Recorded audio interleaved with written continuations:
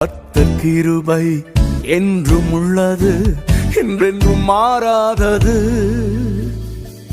கர்த்தர் கிருபை என்றும் உள்ளது, என்றென்றும் மாறாதது. ஆண்டுகள் தோறும் ஆண்டவர் கிருபை ஆண்டு நடத்திடுதே, ஆண்டு நடத்திடுதே. ஆண்டுகள் தோறும் ஆண்டவர் கிருபை ஆண்டு நடத்திடுதே, ஆண்டு நடத்திடுதே.